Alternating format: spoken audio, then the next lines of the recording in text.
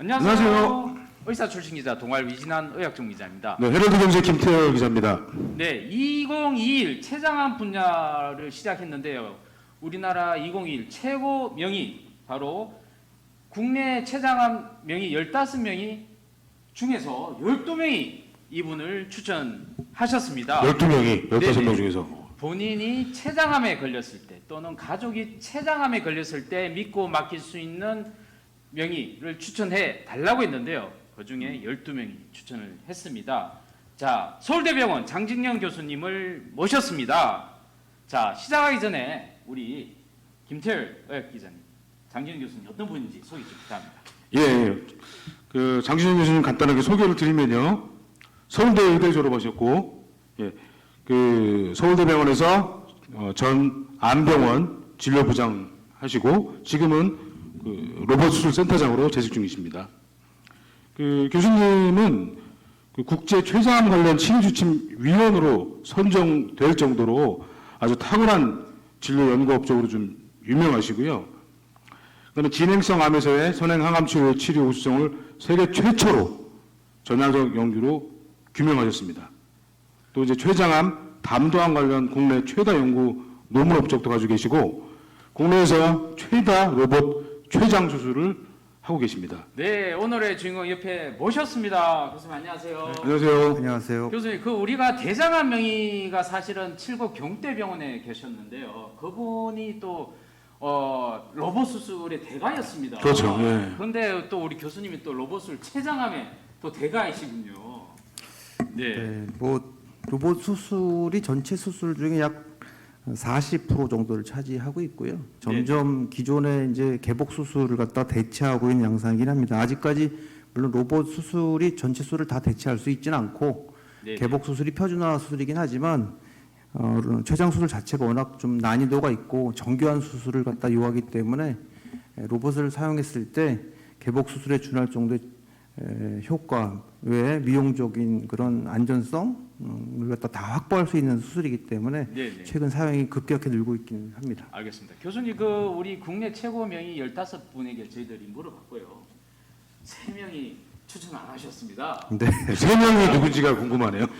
네, 12명이 추천했다면 거의 90% 넘는 사람들이 다 추천을 하신 건데 그래도 소감 한마디 좀 부탁드리겠습니다. 글쎄 뭐 일단 많은 동료 의사 선생님들께서 추천해 주셔서 감사하게 생각하고요. 뭐 여러 가지 부족하고 아직도 해결해야 될 난제들이 많은 분야가 특히 췌장암 과제이기 때문에 뭐 미력하나마 몇십 년 동안 이런 것들을 극복하기 위해서 나름대로 애써온 것들을 많이 이쁘게 평가해 주신 거로 생각합니다. 혼자의 뭐 노력이라기보다는 사실 저희 팀들이 부단히 같이 애써왔고요. 특히 저희 스승님을 포함해서 여러 선생님들의 노고가 같이 있었고 같이 특히 아마 선정된 이유 중에는 췌장 수술이 어렵기 때문에 예술의 경지로 생각하는 분들이 많지만 저희가 추구하는 치료의 원칙은 이제 과학으로서의 접근 방법, 그 다음에 우수한 치료 방법을 과학적으로 입증한 것이시고 그런 것들에 대해서 그동안 무단히 노력해온 걸 갖다 평가를 잘 해주신 걸로 생각하고 있습니다. 네, 고맙습니다. 다른 암과 달리 췌장암 그 로봇 수술을 해서 굉장히 좀 최근 두각을 나타내고 있는 것 같거든요. 최근에도 보면은 서울대병원 간담체외과 췌장 담도외과 팀이 로봇 췌장 담도 로봇 수술 누적 1000일을 달성했다고 합니다. 그러니까 엄청난 숫자예요. 예. 췌장암이라 그러면은 보통 우리가 뭐 침묵의 암이다, 혹은 또 뭐 절망의 암이다, 뭐 이런 별명이 있거든요. 생존율도 최악이라고 합니다. 10대 암 중에서 거의. 췌장암 어느 정도 절망적인 암이고 최악의 암인지 좀 설명 좀 부탁드리겠습니다. 네, 뭐 말씀하신 것처럼 뭐 우리나라 10대 암 중에서 췌장암은 여전히 꼴찌를 차지하고 있고요. 5년 생존율로 보통 암들을 따지지만 췌장암은 5년 생존율이 10%를 넘긴 게 비교적 1, 2년 사이 일입니다.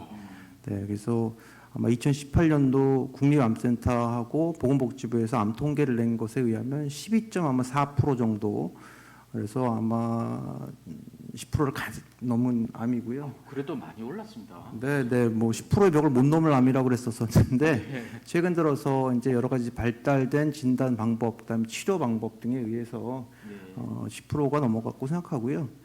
개인적으로 이제 저희가 센터의 데이터들을 쭉 이렇게 전향적으로 모아서 분석해 보면 2000년대에 비해서는 3배 이상의 생존율이 올라갔고요. 예, 2010년대 데이터에 비해서도 약 70% 이상 성적이 향상됐습니다. 이런 점들은 이제 수술을 절제한 환자뿐만 아니라 전이성 암 환자에서도 마찬가지이기 때문에 최근에 발견되는 이제 새로운 약제들에 대한 효과, 그 다음에 과거엔 포기하고 말았던 환자들 갖다 적극적으로 항암 치료해서 다운 스테이징 병기를 낮추고 또 그때 적절한 치료인 수술이나 방사선 치료 갖다 도입을 함으로 인해서 과거엔 포기했던 환자들을 갖다가 많이 살리는 상황이 이제 되고 있고요. 이런 트렌드는 앞으로 점점 더 높아질 거로 생각합니다. 이게 주위에서 보면은 췌장암 진단받았다 그러면 대부분 이제 뭐 말기 뭐 이런 얘기가 많은데 실제로 그 췌장암 뭐 수술을 할 수 있는 1기나 2기 초기는 발견 비율이 어느 정도나 됩니까? 네, 일기 췌장암으로 발견되는 확률은 약 5%밖에 안 된다고 생각하시면 되고 있고요.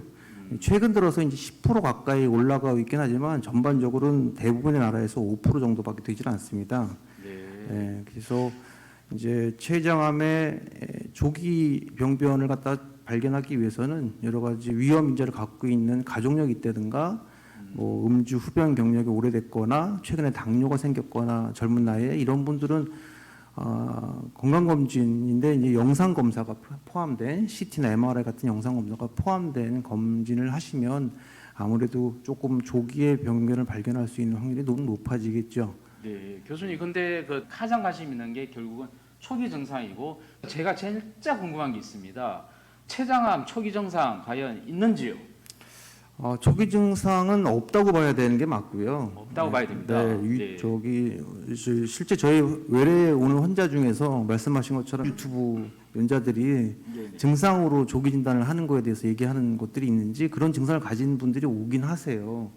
네, 예를 들면 복부가 아프고 등이 아프고 결리고 뭐 그다음에 뭐 얼굴이 노래져서 왔다 뭐 이렇게 하시는데 실제로는 그냥 황달에 의해서 노래진 게 아니라 원래 피부색이 노랗거나 그다음에 근골격계 문제 때문에 등 배가 아프셔서 오시는 경우가 많아서 오시는 증상들의 상당 부분은 사실 감별이 안 되는 비특이 증상이 많고 실제로 그런 증상이 티피컬한 이제 황달이 오거나 체중 감소가 동반된 환자들이 왔을 경우에는 대부분이 3, 4기 때 오는 경우가 많아서 치료가 잘 안 될 수 있는 가능성이 높아지겠죠. 그래서 제일 중요한 거는 아까 말씀드린 그런 위험 인자, 그다음에 췌장의 낭종으로 해서 암의 가능성이 있는 낭종들이 있거나 이런 환자들에서는 국가에서 아직은 5대암밖에 검진이 안 되지만 그런 위험 인자를 갖고 있는 분들에서는 좀 개인적인 정밀 검사를 포함하는 것들을 가끔 해주시는 것이 조기 진단에 도움이 될 것으로 생각합니다.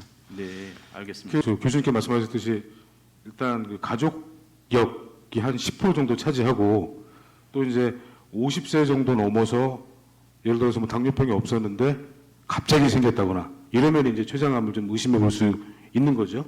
네, 가족 중에서도 이제 2명의 직계 가족이 있는 경우 보다 이제 3명이 있거나 그러면 확률이 뭐 10배 이상으로 올라가게 되겠고요. 그래서 가족력이 이제 많아질수록 더 이제 위험하고 또 그런 경우에는 최근에 그런 가족력을 유발하는 유전자 변이 같은 것들을 발견할 수 있는 검사법들이 잘 알려져 있기 때문에 그런 것들을 하시면 아무래도 좀 도움이 될 것으로 생각합니다.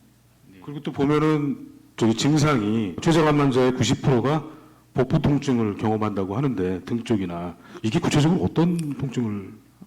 실제로 이제 췌장이 그 척추 바로 앞쪽에 붙어 있는 장기이고요. 그 척추 앞쪽에 있으면서 척추의 각종 신경들과 연결이 되어 있습니다. 그래서 종양이 생기면 그 신경 침륜이 대개 80~90%에서 생기는 종양이기 때문에 신경 침범에 의한 증상이 생기는 경우가 많고요. 그 신경 자체가 대동맥 앞쪽에 있는 신경이기 때문에 그런 통증이 많이 생겼을 경우는 이미 신경 침륜, 다시 말하면 주변 중요한 혈관의 침범을 동반했을 경우가 많아서 이미 진행성 암일 경우가 많죠. 야, 그럼 이 통증은 어떤 통증입니까? 막 진짜 쥐어짜는 통증입니까? 그래서 찌르는 통증입니까? 통증의 양상이 사실은 이제 되게 다양하고요. 이제 췌간을 막음으로 해서 생기는 경우에는 이제 식사 후에 불평하고 이렇게 뻑뻑한 느낌이라고 얘기하시는 분도 있고 이렇게 쥐어짜는 느낌이라고 표현하는 분도 가끔 있긴 하지만 이 등 뒤로 올리는 이렇게 칼을 찌르는 듯한 통증으로 유발하시는 증상을 갖고 오시는 분들 꽤 되세요. 그래서 네. 신경치문, 그다음에 췌간이 막혀서 생긴 췌간염에 의한 증상, 여러 가지 증상들 때문에 다시 통증이 올 수 있어서 네네.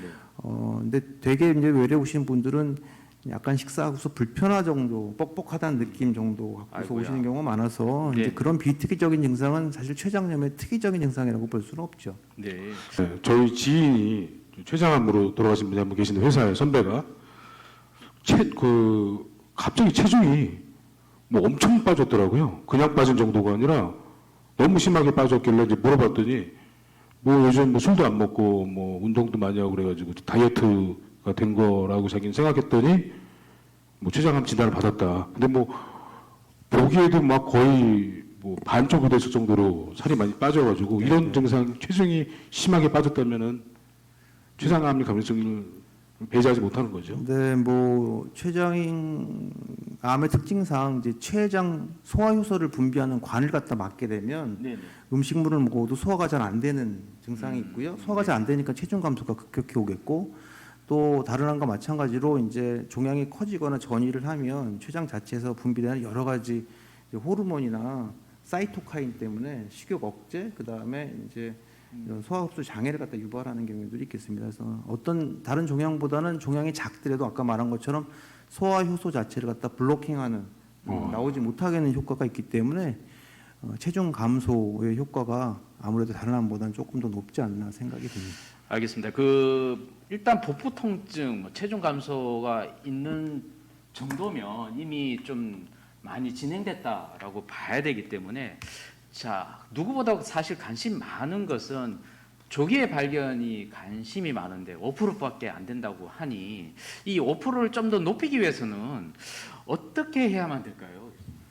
네, 그래서 뭐 지금 이제 저희가 연구자 입장에서는 조기 진단이 가장 큰 화두 중에 하나고요. 그 다음에 이제 새로운 치료제 개발이겠죠. 그래서 조기 치료를 하기 위해서 일찍 종양을 발견하는 것이 중요하기 때문에 비용 대비적으로 효과적인 여러 가지 연구들이 지금 개발 중입니다. 뭐 몇 년 전에 스웨덴 룬드 그룹에서 개발된 이제 안티바디 항체 기반의 스크리닝 키트가 개발된 적이 있고요. 그게 약 진단율이 약 95% 정도 되는데 네. 키트의 가격이 약 1,000불 가까이 되기 와, 때문에 100만 원 넘네요. 네, 스크린의 목적으로 사용하기는 적당하지 않습니다. 네. 그래서 뭐 FDA 지금 승인 절차를 밟고 있긴 한데 네, 네.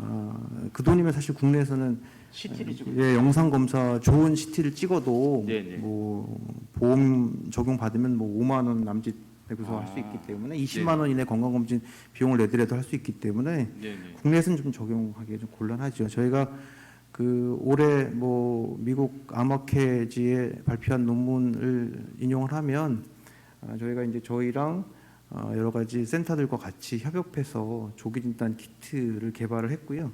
개발했습니까? 네, 네. 오. 개발한 이제 확률이 기존에 이제 혈액 종양 표지자라고 하는 CA19-9의 진단율이 한 70에서 80%밖에 되지 않는 것에 비해서 저희가 개발한 것이 약 93% 정도 되고 오.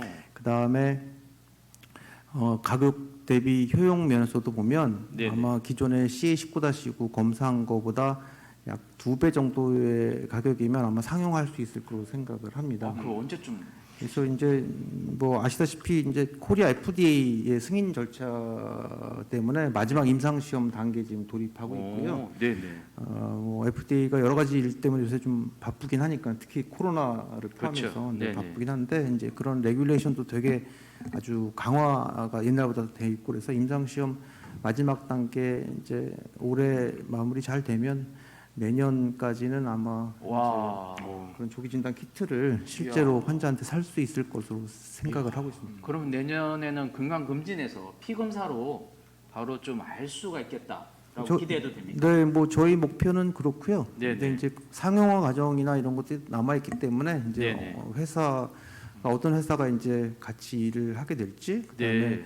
말씀드린 것처럼 스크리닝 목적 조기 진단 목적 쓰려면 가격이 싸야 되거든요. 네, 네. 네, 그래서 그런 것들을 충족시킬 수 있는 다시 말하면 조기 진단에서 생존율을 높일 수 있는 것에 대의를 갖다 같이 동반 의지를 갖고 계시는 회사가 있고 그러면 네. 같이 키트를 만들고 그거를 국내뿐만 아니라 이제 국제적인 무대에서도 앞으로 표준 치료, 표준 진단 방법을 쓸 수 있는 것들을 네. 하려고 정말 기대됩니다. 조기 발견할 수 있는 키트가 나오면 당장 저 같은 경우도 바로 해볼 것 같습니다. 이게 생명과 관련된 암이기 때문에 특히 기대가 됩니다. 네. 근데 이제 예를 들어서 그뭐 간암이나 폐암이나 뭐 위암 같은 경우는 이제 우리 국민들이 홍보도 많이 되고 그래가지고 뭐 미리 뭐 대장 내시경도 많이 하고 위내시경도 많이 하는데 네. 췌장암 쪽은 사실 이렇게 뭐 그렇습니다. 특별한 요인이 있지 않는 한 많이는 안 하는 것 같아요. 그래서 앞으로도 사실은 이게 결혼 진단 키트가 개발이 되고 그러면 좀 네. 홍보를 많이 해서 네네. 좀 널리 좀 알려야 될 것 같습니다. 따로 한번 홍보할 수 있도록 저희들이 예, 많이 예. 도와드리겠습니다. 네네. 네. 예, 그리고 이제 사실 췌장암 하면은 이제 좀 비교적 다른 암에 비해서 비교적 고령층에서 많이 발생하는 암으로 많이 알려져 있잖아요. 네. 암센터 통계도 보면은 뭐 60대나 70대에서 가장 많고, 그다음에 뭐 50대 뭐 이렇게 쭉 내려가는데 네네. 최근에는 또 젊은 층에서도 이게 많이 생기는 것 같더라고요. 뭐 추세가 어떻습니까? 이제 요즘은 서구식 식습관 젊은 층도 많이 생기는 추세인가요? 췌장암이 이제 암 통계가 제대로 잡힌 시점부터 따지면 약 30여 년 동안에 약 8배가 증가했습니다. 와. 그러니까 물론 이제 다른 암에 비해서는 증가폭이 적다고도 할 수 있긴 하겠지만 대장암, 유방암과 함께 선유국형 암으로 잘 알려져 있거든요. 서구화된 식생활 뭐 포함해서 여러 가지 전반적인 경제 상황들이 올라가고 식습관이 바뀌고 그다음에 고령층이 증가하고 이런 거에 해서 췌장암은 꾸준히 지금 증가하고 있습니다. 그래서 매년 한 5% 이상 발생률이 증가하고 있어서요. 현재는 7천 명이 좀 넘게 1년에 췌장암으로 생기고 있고 네네. 아직까지 나라 전반으로 봐서는 생존율이 뭐 12%라고 한다면 7천 명 중에 90% 환자에 해당되는 환자들은 대부분 1년 내 돌아가시게 되고요. 네네. 네, 그렇게 된 상황이긴 하지만 적절한 치료를 받고 그러면 과거보다 생존율이나 치료 효과가 훨씬 향상된 건 사실이기 때문에 네네. 뭐 나라 전반적인 트렌드로 봤을 때도 그렇고 그 다음에 개별 병원에서의 성적들을 보더라도 적적인 치료를 한다면 그렇게 옛날처럼 진단받고 외래에서 아유 6개월 사시니까 그냥 포기하시고 편하신 거 하실 대로 사시세요 뭐 이런 얘기를 할 정도야 이제 암은 아닌 거로 생각합니다. 네. 아유, 여튼 뭐 좀 좋은 희망을 좀 주셨습니다. 실제로 생존율이 많이 좀 증가하고 있고요. 내년엔 또 진단 키트가 또 나오게 되면 훨씬 더 조기 진단이 높아지면서 생존이 높아질 거라고 보는데요. 아까 잠시 언급은 하셨지만 최근 치료의 어떤 트렌드가 제일 중요할 것 같습니다. 그 트렌드와 최신 치료법이 이런 게 좀 언급을 해주시면 고맙겠습니다. 네, 뭐 췌장암은 수술이 가장 중요하다고 알려져 있긴 한데요. 수술 후에도 실제로 약 70% 환자들이 2년 내 재발을 하고요. 네. 나머지 30% 환자들이 이제 완치가 되는 상황이죠. 그 얘기는 종양이 크기가 다른 종양에 비해서 크지 않거든요. 췌장암 자체가 위암이나 대장암, 유방암처럼 이제 큰 종괴를 갖고 있어서도 절제만 하면 완치되는 경우가 많지만 췌장암은 크기가 상대적으로 적음에도 불구하고 전이를 잘하는 특성이 있는 다시 말하면 전신성 암의 특성이 있는 질환이기 때문에 네네. 항암 치료의 그 효과를 무시하지 못합니다. 그래서 효과적인 항암제를 개발하고 이걸 갖다 적극적으로 써서 전신 전이를 어느 정도 예방하거나 치료하는 것과 함께 결국은 이제 국소 질환에 해당되는 것 갖다가 병소를 완전히 도려내는 치료인 수술이나 방사선 치료를 갖다 병행하는 것이 가장 적절한 치료라고 생각하고요. 약 10년 전에 저희가 이제 학회에서 서베이를 해보면 네. 수술 후에 항암 치료를 추천 안 하는 의사들이 절반 이상은 됐어요. 근데 최근에는 이제 수술 후에 항암 치료하는 것들을 추천하는 환자가 70~80% 이상 올라갔고요. 물론 네. 아직도 이제 고령에서는 이제 수술 후에 항암 치료 갖다 권하지 못하는 경우도 있긴 하겠지만 수술 후에도 항암 치료를 해야 되는 게 맞고 그다음에 수술을 못하는 병기에 발견되는 3기 내지 4기의 환자라 하더라도 최근에 이제 개발된 폴피녹스나 잼 어브락세인 같은 이제 표준 항암 치료를 쓰면 과거보다 이렇게 종양 반응률이 30~40% 그러니까 3배에서 4배 올랐거든요. 네네. 3배에서 4배 올림으로 해서 이제 이 전이성 병변도 치료되지만 종양 자체를 줄이면 주변에 닿아 있는 혈관이나 신경 침범을 갖다 줄일 수 있고 그 이후에 이제 이제 쉽게 말하면 이제 전쟁할 때 폭격기가 주변을 다 뿌려서 폭탄을 던진 다음에 네네. 마지막에 보병이 들어가서 그 지휘부를 없애는 것처럼 수술이라는 건 이제 그런 의미가 있는 거죠. 아. 네, 그래서 네. 그런 병합 치료를 통해서 네네. 생존율을 갖다 향상시키려는 노력이 이제 전 세계적인 표준으로 지금 자리 잡고 있습니다. 그래서 네네. 진행성 병리 아까 말하는 3, 4기가 많긴 하지만 실제로 치료한 다음에 3기에서 2기 이하로 떨어지는 확률이 약 40% 정도 되고요. 와. 네, 40% 높아졌습니다. 되면 네네. 환자 전신 상태만 허락한다 그러면 그 환자도 이제 수술할 수 있는 대상들이 될 수 있는 거죠. 네. 그 최저는 이식은 안 되는 건가요? 이식은 이제 뭐 말씀드린 것처럼 췌장암 자체 특성상 전신 전이를 잘하고 있기 때문에 만약에 이식을 한다 그러면 당뇨 치료를 위한 이식을 하는 거지 췌장 자체 병변을 갖다가 놔두고서 이식해봐야 전이성 병변을 갖다가 컨트롤 못할 뿐더러 특히 이식을 하면 면역 억제제를 투여하잖아요. 예. 면역 억제를 투여하는 순간 면역 기능이 더 억제되기 때문에 이런 전이나 이런 것이 많이 발생하겠죠. 아유, 그래서 그렇군요. 췌장암 치료에서 췌장 그 말씀하신 이식은 전혀 치료 대상이 되지 않습니다. 알겠습니다.